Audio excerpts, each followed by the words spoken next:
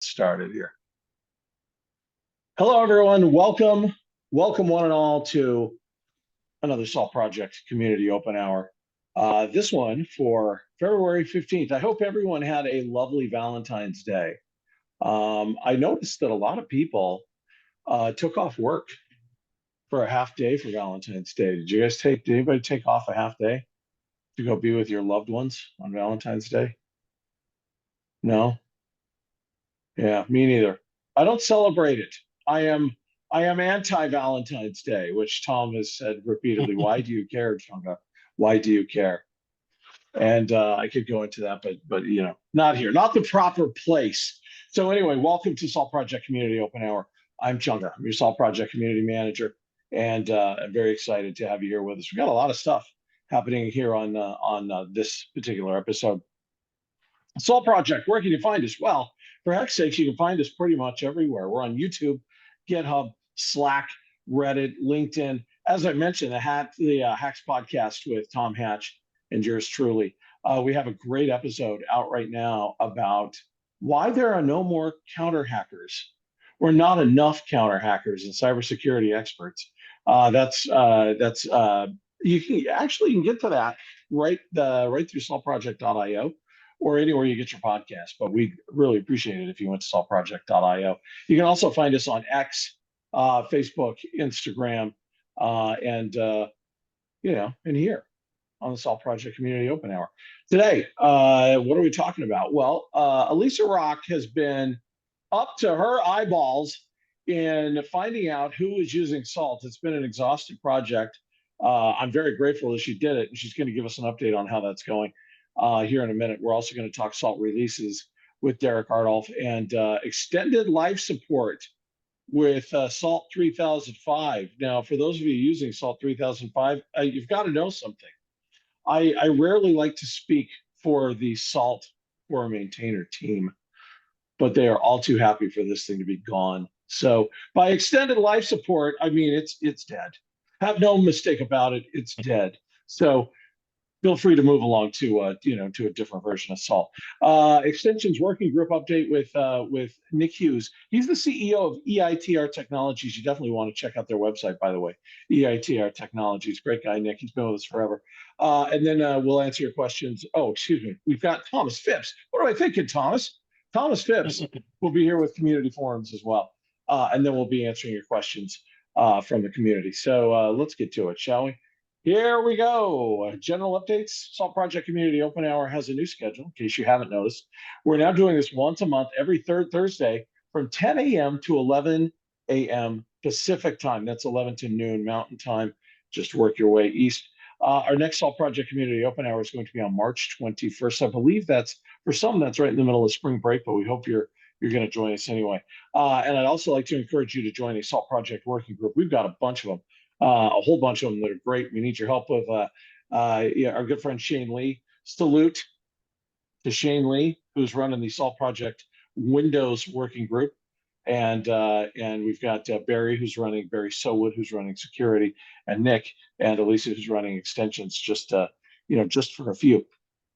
All right. Speaking of Alyssa Rock, the time is yours, my friend. I know this has been quite the exhaustive study for you, and it's not done, right? It's still ongoing. Is that correct? Yeah, I'll talk about that. As you'll recall from, I looked at which was the last open hour where I talked about this project, and it was November 2nd, which I just dropped in the notes for that open hour. So as you'll recall, like over the summer last year, the Salt Docs Working Group conducted a really extensive we did a lot of deep user research by talking to several OpenSalt and VMware customers about their experiences with Salt to just get a better understanding of what their experience has been like learning about Salt, using Salt, where their pain points are, how we can help them with their pain points, those kind of things. And now that we've got that great data to build off. We're going to like kind of be using it for a number of other projects that we'll build from that data. And the first of that is the SALT user personas. So if I could steal the share for a moment, Chunga, so I can switch to my slide deck. Okay, let's see here. So basically, I'm going to talk about one of the things that we did as a result of this user data is we created a set of user personas. And I just dropped in the link to that. So I'll be kind of hitting highlights from those personas that we created today, and invite you to kind of read the more in-depth document and give us some feedback on it. So first off, if you don't know what a user persona is, it's basically a fictional character which represents certain traits and qualities of real users. So in UX, which is where I'm approaching this from, personas are kind of an important tool for understanding and empathizing with your target audience. So and here at SALT Project, what we're using it for, we wanted to build these personas so that we could then think about user journeys and workflows for navigating specifically through our documentation and learning about SALT based on those different personas, use cases, and needs. So that's kind of what was motivating us here. And before I dive into what we talked about, I want to give a couple of thank yous. First off to Eileen Domine, who is a member of the SALT Docs working group. Everything that I'm presenting today, she wrote it all. So I just kind of cleaned it up and put on some nice visuals and things like that.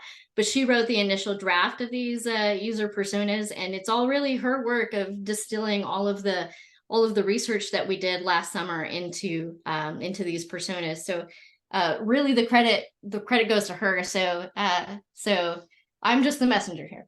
And then I also want to give a big thank you to many of the SALT community members, some of whom are on this call right now, who participated in that user research that we based these personas off of. So thank you so much for participating. You really made a big difference for us. So.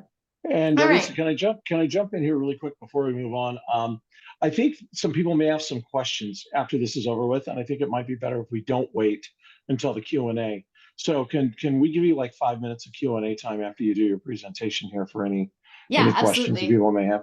Absolutely. Okay. I would love that. All right. So that's great. Fantastic. So yeah, basically we're kind of distilling all of we kind of decided what are the core personas, the different people or the different types or archetypes of people that are using SALT. And we distilled them down into 5 core personas. Keep in mind that with personas, they're never going to, like, some people might be more than one persona. So there might be some overlap between some of the personas in different ways. But basically we have kind of 5 distinct user archetypes, if you will, for SALT. And these are kind of what they are. So I'm going to go through each one very, very briefly. I'll let you kind of read the more in-depth document that I linked to in the meeting notes or in the Zoom chat. I mean, you can read them more on your own, but I'll hit the highlights. So the first persona I want to talk about, we're calling them sysadmin Sam. Basically, this is kind of maybe likely a junior or mid-level systems administrator who approaches SALT from an operations or sysadmin or IT perspective. They're using SALT to spend less time on stressful or repetitive parts of system administration. And their focus is on building efficient, secure, and self-healing automated systems using SALT. We're particularly interested in what are their pain points and how can we make those points of friction better for them. So with this persona, what they typically need is more guidance around the common tasks or workflows that most sysadmins use SALT for. They want more guidance about like how to have an end-to-end workflow to do common tasks that nearly every sysadmin is trying to do. And they want some more guidance around that. Some of them struggle to bridge the gap into understanding how stateful management works and how infrastructure as code best practices work. They might be used to kind of doing things more on an ad hoc or as needed basis. And so teaching them about SALT as a framework and an understanding and a different approach to system administration is something that we want to do with this persona. And then we recognize that one of the key challenges that this persona faces is that they have limited time to dive deeply and research which of the many possible solutions that SALT provides will be the best for them and for their environment. So anything we can do to provide more guidance and best practices about how to solve their particular problems with SALT would really help this persona. So another persona that we have is DevOps architect Ari. So Ari wants to essentially build a more efficient or cost-saving system. They're likely a mid-level or senior developer, a DevOps architect that are approaching SALT more from a DevOps or development perspective. So they're usually looking at the system as a whole and trying to build stateful automated infrastructure solutions that both meet their core business needs and then solve long-term business objectives. And they're primarily interested in discovering new ways that SALT can help them optimize their system architecture and discovering some of those best practices from the community and beyond. In terms of their pain points, they have a similar pain point to what the sysadmin Sam has, which is they appreciate that SALT provides so many ways to do something, but they struggle to know which solution is the best or which one is the easiest or the most scalable or whatever's validated in the field and stuff like that. And they would like more guidance around that. They have difficulty navigating the module documentation to find the solutions that they need and really just kind of discovering what SALT is capable of doing because it's so big and vast. And kind of another challenge that they have is they find that the community Slack and other forums are so valuable and contain so much good information, but it's buried sometimes in the Slack, and finding and retrieving some of those solutions that have been shared by the community can be a challenge for them. So hopefully we can find ways to help them with those friction points. Next one is Enterprise Erin, because since there's a lot of enterprise solutions that are built on top of SALT that we here at Broadcom have to support as well, we want to make sure that Enterprise Erin is considered as part of the equation. And so Enterprise Erin is somebody who is using enterprise solutions built on top of SALT that are being used in very large scale deployments typically, and often in highly regulated industries like finance and government and banking. Well, I think I said that. Healthcare, that's the other one I want to think about. Yeah, those kind of highly regulated industries have sort of specific needs and often are looking for enterprise solutions to solve those problems. So this persona is kind of looking to integrate the SALT enterprise product with their existing systems and tools while also kind of meeting their business requirements and regulations. And no surprise, they want solutions that work out of the box, and they want dedicated support, and they want predictable, reliable releases and consistency. So the main pain points that this persona experiences is discovering the connection between the enterprise solution and SALT, and connecting with this rich and wonderful community that has so much expertise to share with them. So that's kind of a struggle to bridge that gap and to help them understand that those resources exist. They also struggle a little bit with CLIs, no surprise, and prefer working with GUIs. And as such, they may struggle learning the syntax of SALT states type files or modules and things like that. So helping them overcome that learning curve is key. And then, of course, they really care about things like how to use SALT in air-gapped environments and how to set up high availability or disaster recovery. Those are significant challenges for this persona, as I imagine they are challenges for the people on this call as well. So solving this problem for them helps solve it for everybody, right?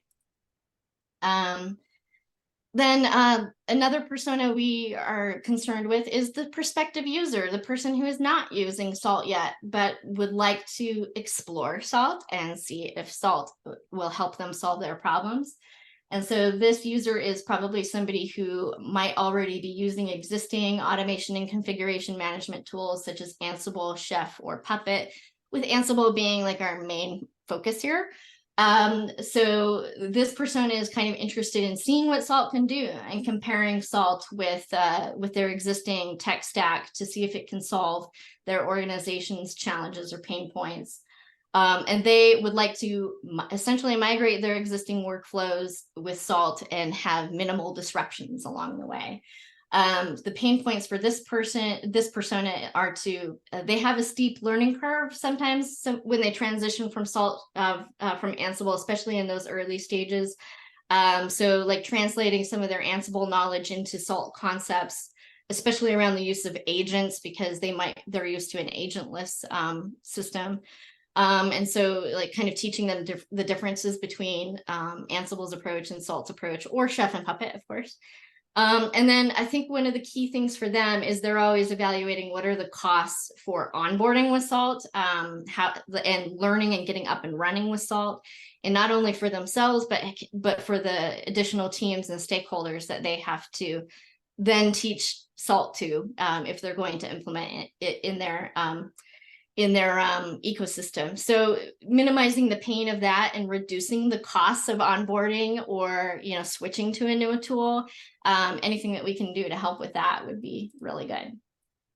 And then last, we cannot forget our community contributors, because they are the lifeblood of salt. And I wanted to end on this one because you all are on this call and you're the ones that really power salt and make it possible. But this is my favorite persona, and they're the ones who want to kind of give back to salt and make it better for both their org and for others. And so I'm getting teary-eyed, oh my goodness. But anyway, they're likely a salt power user or somebody who contributes. This is why she's the one doing this, right? Because right. if you have a question, the passion for open source is clearly there. And I also have one more question really quick before you finish up. Did you give Cass a beard because Nick Hughes has a beard? Okay, yes, and is that Gary, why you did by that? the way. Oh, and Gary, okay. Because there's a few. All right. There's a few bearded like community members here. Not Shane Lee anymore, but Gary. Okay, very good. Yeah, that's right. So yeah, people like that. So but yeah, generally these kind of power users approach salt from a development perspective, and they care about salt deeply and want it to succeed because they've tied their success into the success of salt.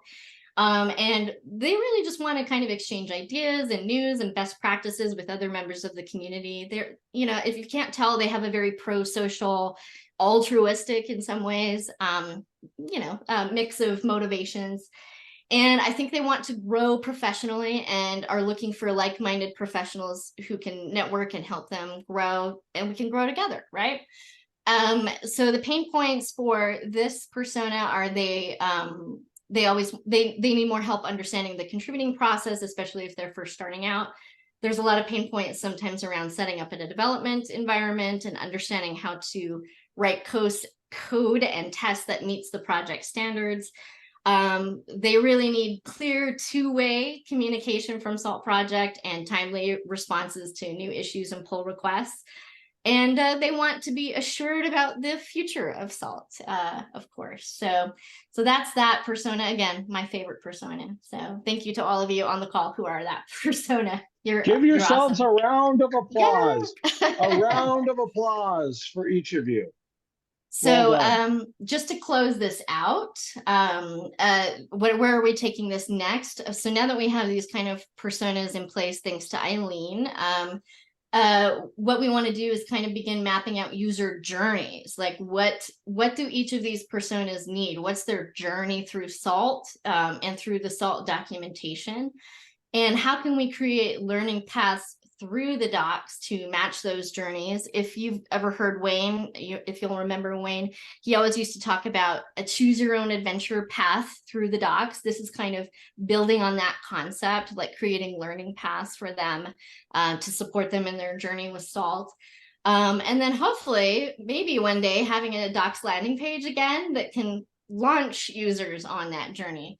So this is a very ambitious goal, but that's basically kind of next steps on this particular piece. And now it's time for Q&A or comments.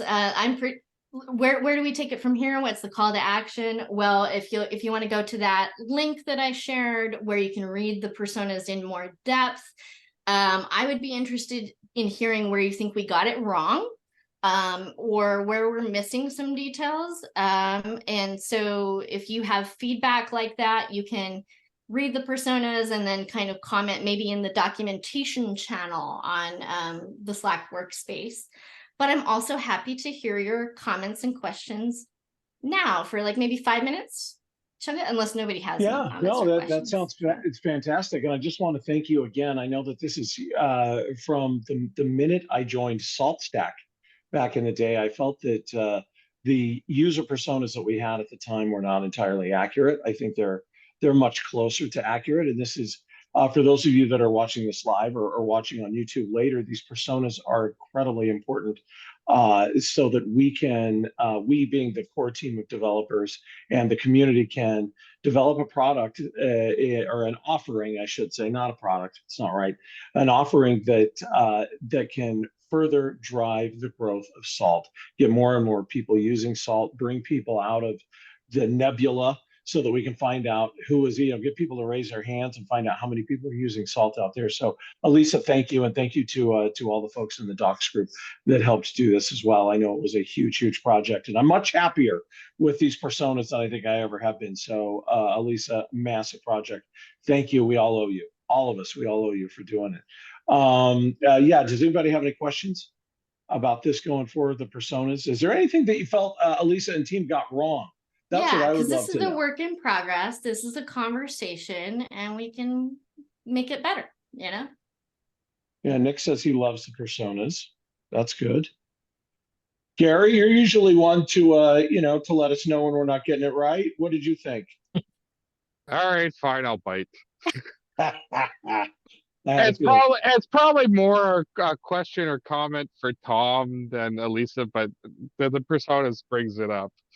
Um, I guess the question is, and maybe the writing's been on the wall for a long time, but is Salt no longer actively targeting network users, like network device users? I know with you guys stopped building native minions.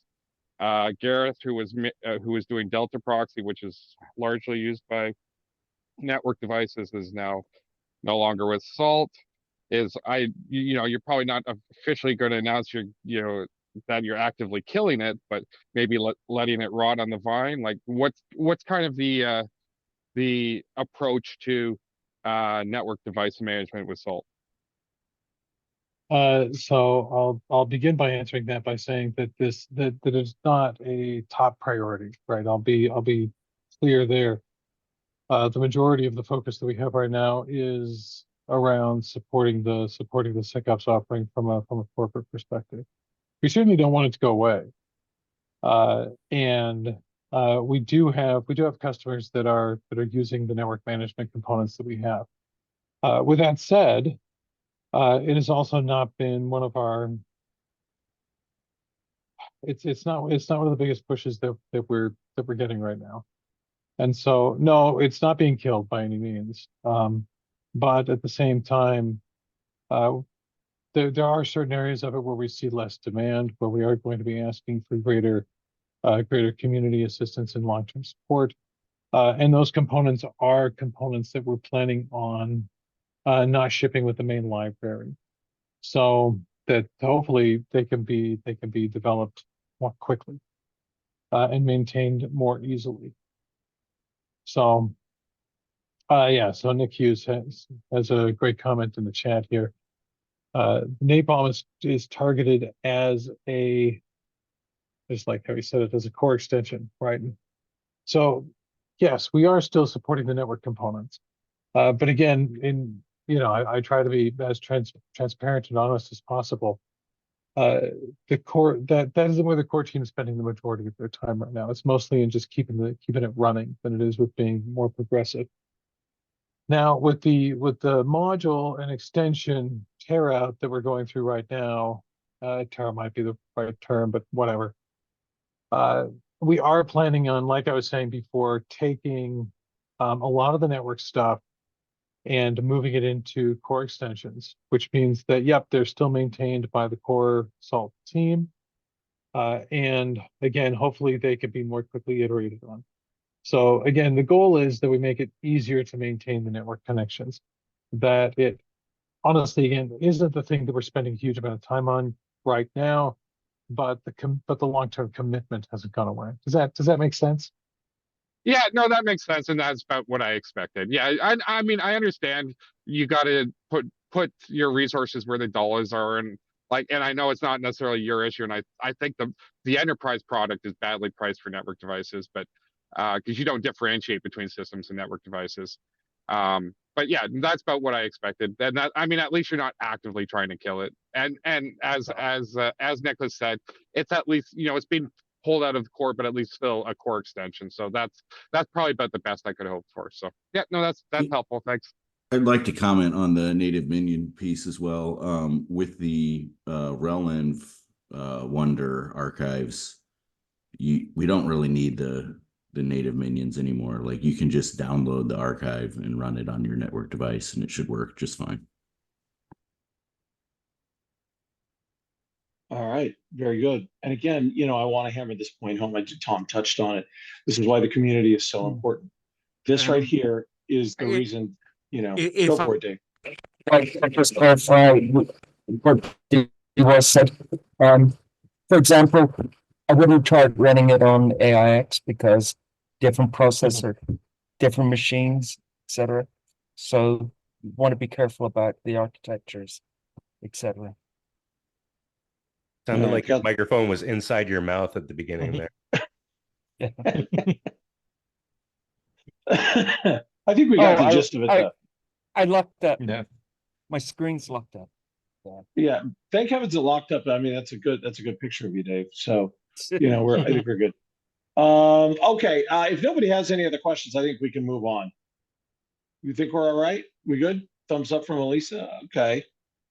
Go ahead and share the screen again as we move on here in open hour to our good friend Derek, talking about giving us an update on some Salt releases. Derek, the time is yours, my friend. Yeah, cool. So I got two slides. One here, just to a reminder that at the tail end last month we had two new Salt releases.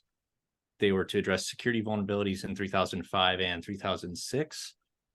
We have a blog post too in the security announcements, and we made sure to give the announcements in our Slack workspace and elsewhere. So if you haven't taken a look yet at those, highly recommend that you do.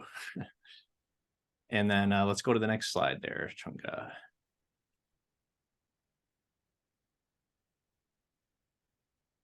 And then the other one is that 3005 enters extended life support on February 25th.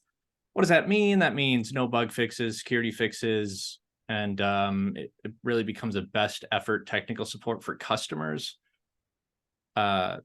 The documentation for the install guide will still be available too for that particular version, but that's kind of all that ends up happening for 3005 moving forward.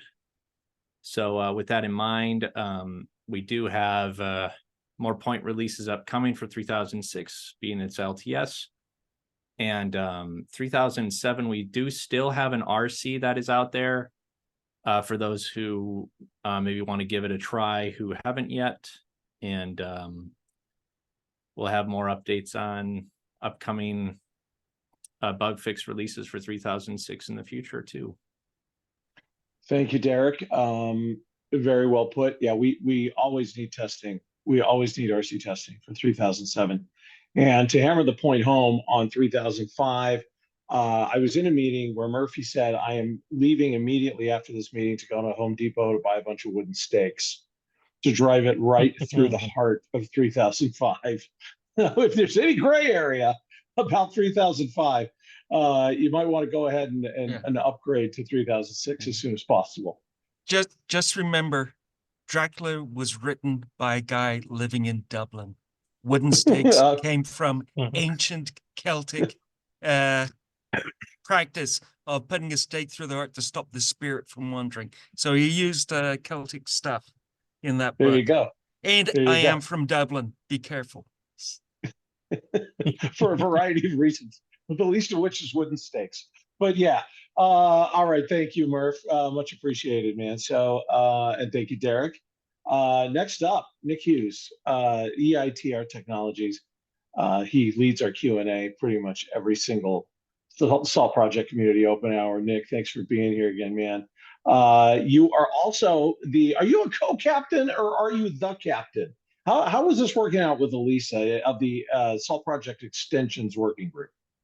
Well, Elisa's the captain, and I just sit there and look pretty. Indeed. All right, so we are co-captains. I got you. Okay. So, Nick, can you give us an update? This extensions working group is a real success story for us. You've had what, 2 meetings now, and they're going great. Yeah. Can you give us an update? Absolutely. So we started the extensions working group as a way to get community involvement and feedback in I guess a better way than taking over open hour all the time. And so that's been great. We've had a couple of meetings so far. We have a every 2-week cadence coming in, but Lisa is going to change that because we're killing her days. I have another review. open source project that I contribute to, and just trying to prevent conflicts. So it'll be the first and third Thursdays so that we don't conflict with my second and fourth Thursday meetings. So put that on your calendars. First and third Thursday should be easy enough to keep track of. What time of day are we? We're 10 You're pretty a.m. early. Eastern. Yeah. Yeah. So we did that to try and get as much involvement from folks across the globe as we could. But also happy to chat asynchronously in Slack, or also take a look at the discussions functionality in GitHub. I believe the main Salt repo is going to be using that, and also the extensions org, salt-extensions. Is where the community lives. You can go check that out, and we have discussions turned on there as well. Check out the community calendar on saltproject.io for our meeting times, and there should be the Zoom link as well. And as far as things we're working on, and the main thing that we're looking to accomplish in the short term is really to just try and get as many eyes as possible on the list of modules that are getting moved into extensions. So you can see the link there to the Great Module Migration repository. Definitely check that out. Shane said in the meeting this morning that DWAS is keeping that in sync with an open PR to move things around. So if you go check out that repository, see where things are slated, and open up discussions about whether they seem like reasonable places for them, right? Like if you think something is slated to become a community extension but should remain in the core, or maybe become a core extension, definitely speak up, because once that list is finalized, we can still move things around probably, but it's going to take a lot more discussion and a lot more effort to do it, right? So like now's the time to speak up. All right. Very good. Is there anything else, Nick, that we need to know about? I think that's it for now. All right. Well, thank you for taking the time to give us an update. Really excited about everything that's happening with the extension working group. We need it, right? This is I'm glad that this group became what it is, and A lot of people are showing up for it. So if you have any questions about it, you're more than welcome to hit me on Slack, just Jimmy Chunga on Slack, or send me an email, or you can also do the pretty much the same thing with Alyssa and Nick on Slack as well. We'd be happy to help you out. Okay, next up, I believe it's time for community forums. Good friend, Alt Reliable, I like to call him because he's here every single open hour with all kinds of extremely helpful stuff coming out of the community forums. Thomas Phipps, ladies and gentlemen, what's happening? Hey, actually I have three different things going on this time. First one, state.apply can take a list of modules. It doesn't just have to be one. This came up because somebody was trying to send an orchestration and they were sending a list and they were wondering, does the orchestration just send one at a time?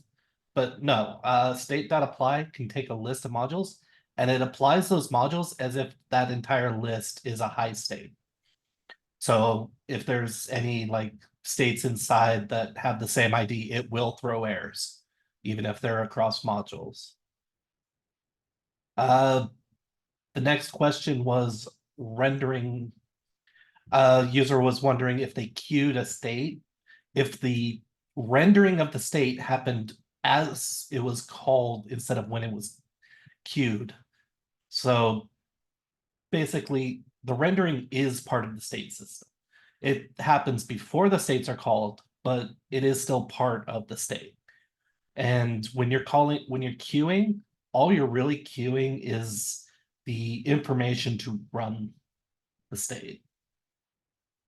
And the last one is a user looking to check if a grain is set and running into a whole lot of readability issues with grains.get, a list of grains.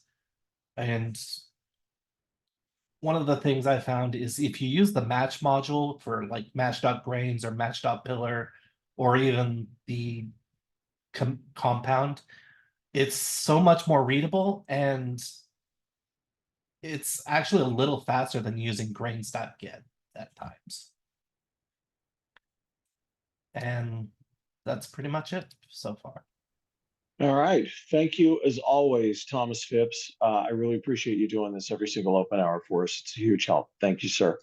All right. Next up, it is the community Q&A. We've got Tom here. We've got Nick here. We've got, I mean, the Salt Core Maintainer team is here for you to answer any and all questions that you may have. If you're watching this after the fact on YouTube, this is perhaps a great reason why you should try and be here live, if at all you can.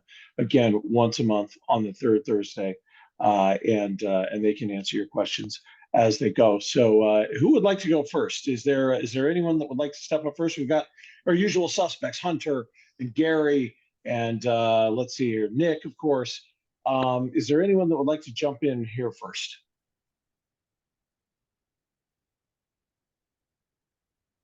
Wow. I don't know if this is a good thing or a bad thing. Everybody's excited for my joke. Yeah, I am. I know I am. I mean, that should be a draw for open hour right there, right? Nick, do you have anything? Any questions? I don't know. I have kind of like a weird, deep technical question about a specific module, and it's probably going to involve people taking a look at the code. So I'll throw it out there, but I don't really expect an answer right away. If you look at the way that the mount.mounted state works, it is caching information. And there are some scenarios in which it's not quite working properly. But part of me is like, why are we even bothering to cache this information separately anyway? When we can just read it straight out of proc mounts. So I guess the question is, if I wanted to change the way that things are working, should I concentrate on the edge case that I'm encountering where the cache is not updated properly and sort of like bug fix that?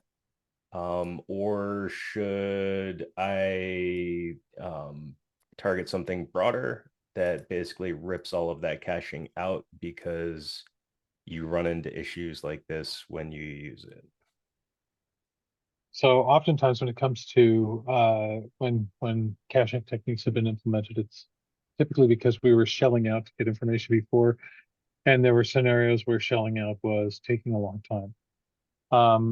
And so for instance, if you've got a system that has an inordinate number of disks, then there are certain shelling out commands from a mount perspective that might take some time. Like you said, it's more efficient, and we can generally just go to proc mounts, right? There are ways we can dive directly into the backplane and just grab data. If we have a way that we are comfortable with gathering information directly from the system, that should still scale, then any internal caching should be removed. Now, when I say that, I also want to be really careful just in making sure that we need to make sure that there's a pretty good chance that things like internal caching were probably added because the way that we get that information from the system has been very slow. And so just be sure that the way that we're gathering that information is still going to be pretty quick. Again, like you just said, we can get it out of proc mounts. Now, if we have a system that has, again, an inordinate number of disks, say, right, you've got a system with a few hundred or maybe even over 1,000 spinning disks attached, well, you know, the hope would be the proc mounts would still be very, very quick. Now, again, the assumption there is that proc mounts has the kernel's current running state of mounts, and it should return that immediately. That's a table that's active in memory, as opposed to doing anything that might try and refresh those mounts. And so that goes into kind of the other question, which is when we're running those sorts of operations, do we have any code in there that is currently looking to refresh the kernel's mount table? Again, I would argue that they shouldn't, because the kernel's mount table should not be tied to having to rescan drive activity. And so I guess part of this, I'm just kind of talking through the overall how the kernel works logic here. And what I'm coming back to is, yeah, I'm sure there's a reason that's in there, but I don't know if it's a good reason. So I guess I'm leaning towards rip that crap out unless somebody else has a better argument or knows more than I do. I was wondering about operating system, because yes, proc mount this on Linux. What about other operating systems that mounted works on? Yeah, This might be a case where it would make more sense to have a Linux specific route that doesn't necessarily need to rely on Yeah. rely on proc mounts. And again, yeah, like Gary just said, AIX and FreeBSD. And of course, I don't know at all how this works in like Windows. Shane could tell us that. I don't know that module works in Windows. I don't think it does. Nice. So again, that code might be in there to compensate for problems we've run into in probably FreeBSD. To be honest, I'd be surprised if the AIX support got far enough that we were dealing with mounts. And for AIX, Solaris, HBUX, those sorts of guys. So yeah, I guess that would be the follow-on that would make sense. Now, if the code is clearly just reading from proc mounts, then obviously it doesn't work in FreeBSD. I'll take a look and see if caching can be obviated. Just because I don't know, just it doesn't make sense for this particular scenario, at least on the operating systems that I'm operating with.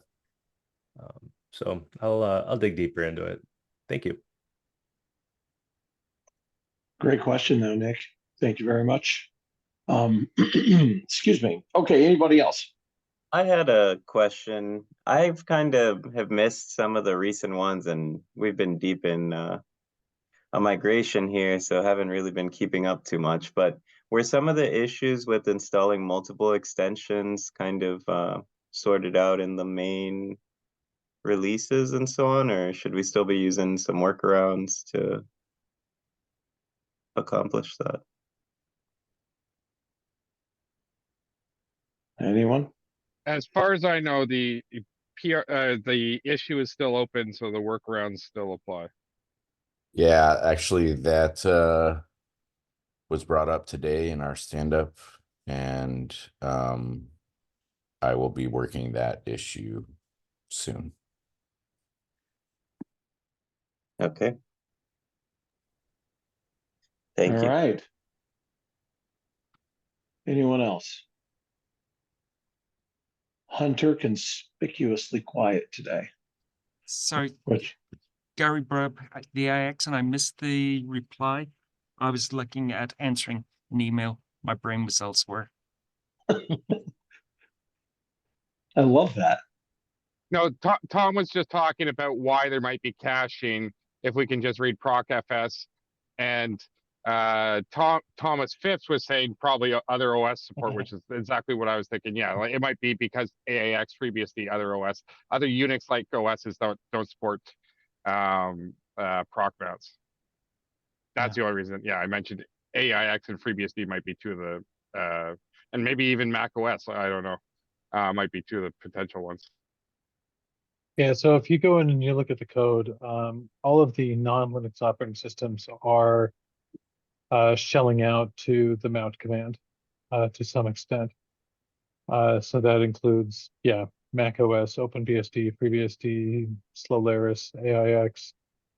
Sorry, we're being recorded. I shouldn't say Slowlaris. Oh, Yes, you like should. Oracle, like Oracle cares. It's been called Solaris since the 90s. I'm going to make a YouTube short of Tom saying that and just post it all over the place. Slowlaris. Yeah, I don't think you get a whole lot of hits. So yeah, I guess that's the question, is that on those other OSs it might be pertinent that caching is valuable, but again, I'd be surprised if it's important for for Linux, which again covers the majority use case. Okay, we good? Yeah. Any other questions? No. I can see him doing his stretches. He's grabbing his dad joke book. He's warming up. Questions going once, going twice. Shane, if you would, sir, play us out. Well, I hope I don't get in trouble with this one. What's the difference between an oral thermometer and a rectal thermometer? The taste.